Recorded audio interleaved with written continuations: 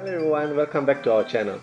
The year 2020 and 2021 has imposed a lot of challenges to parents as well as to kids, because with extended lockdowns and having to stay at home, it is often very challenging your kids entertain and engaged with their day-to-day activities.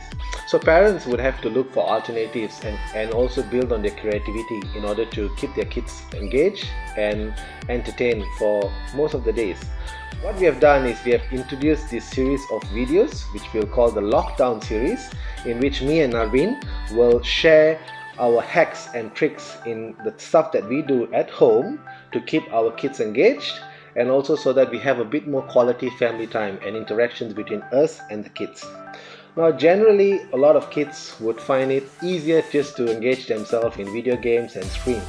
However, that poses a problem by itself, because there is lack of interaction with their parents. They seem to have lack motor sensory activities, and generally it's also not good for their postures, because if you're holding a tablet, you're often looking down at one particular position, and that's not good for your neck. And screen time generally, I don't think it's best for kids. So what we have done is we have looked for alternatives in games where we could actually engage with our children and have a quality family time. So what we're going to talk about today is this game that comes in this small, well-packaged kit, which is called Spot It. Now this game comes in a nice compact case. You would find a bit of history on the game. What you'll also find in the kit is the instructions, and you will find a stack of cards. Now these cards have all got images there, or symbols, right? Each card has got 8 symbols. There are over 50 symbols that you would find in the whole deck. And the great thing about this game is that any 2 cards, when you put them together, there will only be one matching symbol, regardless of however you deal the cards and however you present them. There will always be one matching symbol. So the idea of the game is for people to spot the identical symbols that you would find between 2 cards. Now the game works between 2 players to up to 4 players. Works for young kids as soon as they can start to talk and spot differences, to older adults like me. And it's extremely fun, and you can have tons and tons of fun.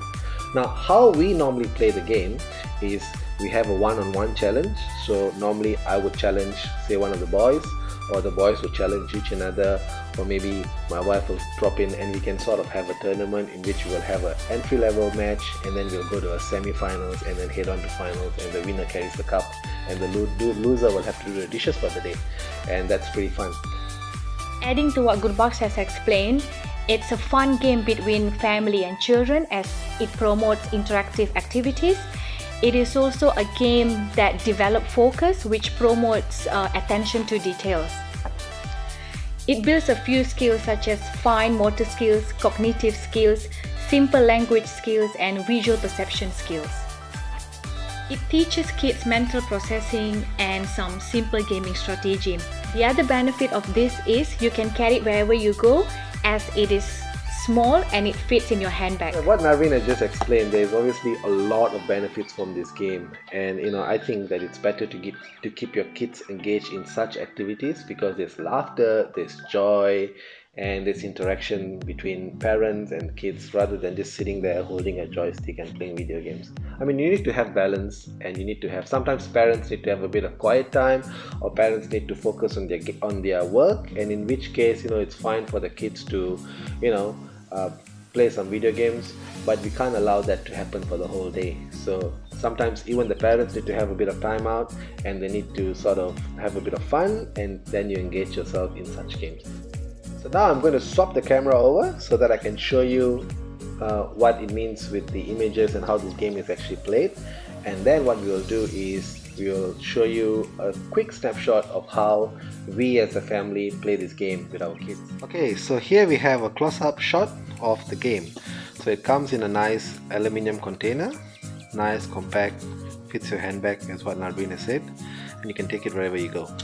So in the container you've got the history of Spot It, As I said, it started in 1976 was when the idea started. So again, 50 symbols, 55 cards, 8 symbols per card. You would find the instruction manual, in which you will have the game rules, which are quite well explained. And as I mentioned before, the game is designed for between 2 to 4 players, and you've got all the symbols here, and these are some examples of the 50 symbols. So it's best that you know what they are called so that you don't have any disputes during the game. And these are the game modes. You've got game 1, which is the tower, game 2, the well, game 3, hot potato, and game 4, the boy's gift. Now this is for 4 players. Hot potato was for 4 players, the well for 3 players, and the first one was for basically between 2 to 3 players.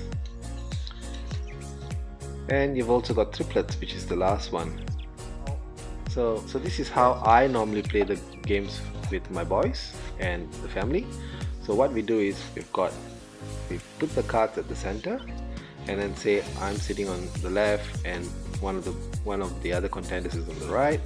So we simultaneously take out 2 cards and we put it up, and then we look at it, and the first person to shout out the identical symbol keeps the cards. So in this case, the identical symbol is the I.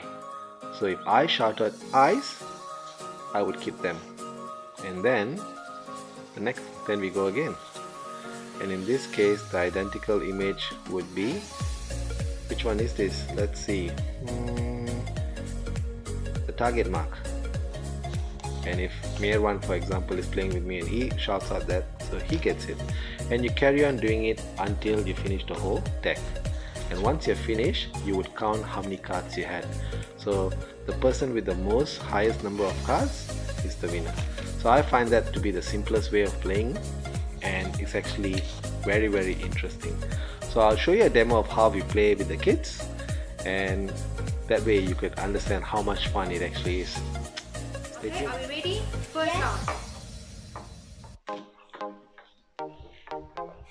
I am. Oh no! Next.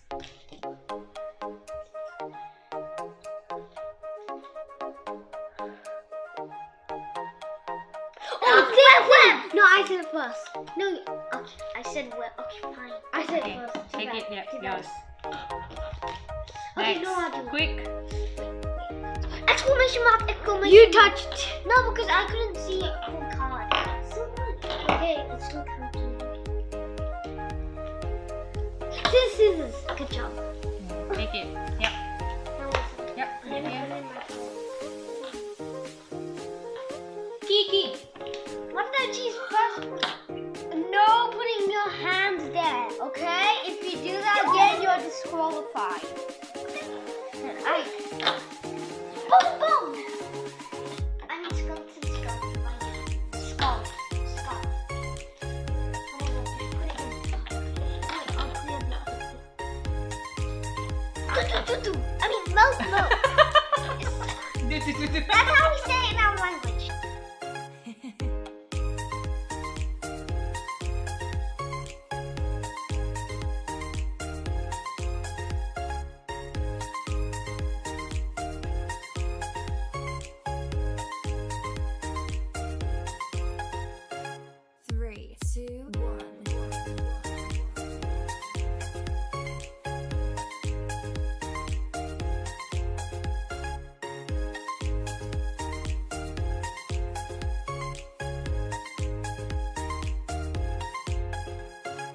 I hope you guys found that demonstration helpful, and I hope it's clear how the game is played.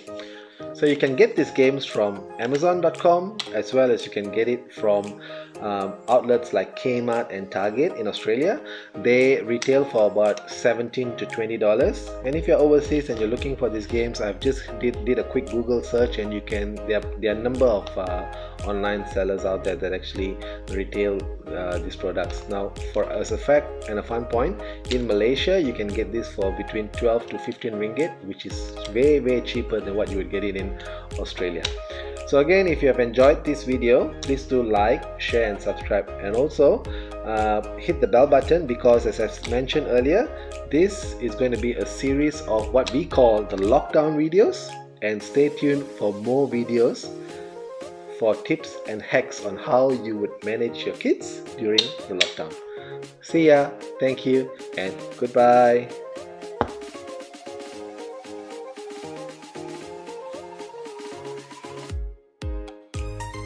I could think that it developed fine motor skills.